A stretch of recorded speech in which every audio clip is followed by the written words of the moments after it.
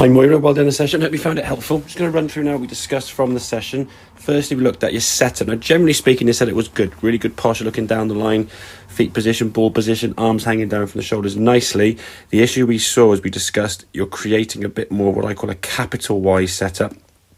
Club for me is kind of leaning back a little bit at address. So you're adding a bit of loft to the golf club, and that's going to send the golf ball up a little bit higher. And if you're hitting the golf ball now at impact with your hands behind the ball, the control of that club face isn't going to be as good. You'll often find you hit the ground behind the golf ball. As a result of a few shots hit that way, you'll then kind of miss the ground, or you catch a few shots thin.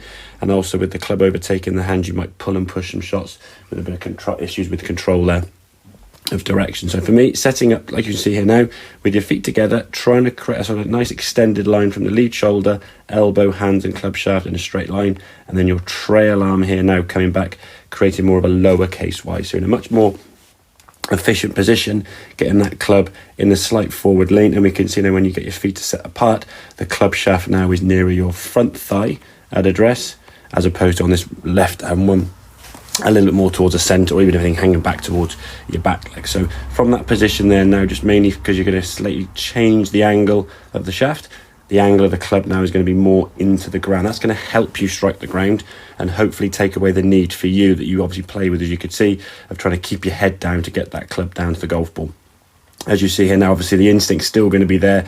That head's going to try and dip as we can see, and with the head dipping down in this direction and your arms swinging through this fast, you get this kind of like sort of thrown down position with your head, bit of a lunging sort of sensation with the head and the body there. But that in time will suddenly, I think, start going once you realise you don't need to try to keep your head down, purely because the angle of that club hitting the golf ball now is going to be much more efficient coming in like so, as opposed to coming in like this. So work on that setup, get those hands slightly further forward at address, and then once you start finding the ground more comfortably, then we sort of focus on rotating the body and turning through better, get that head moving more efficiently, get that ball going a little bit further. As you saw towards the end of the session there, you were getting a few shots up towards that sort of 75, 80 yard mark with that 9-9, which is kind of more the yardage I'd expect that you should be getting. So hope that all makes sense. Any questions, give me a shout, and I'll see you guys soon. Cheers.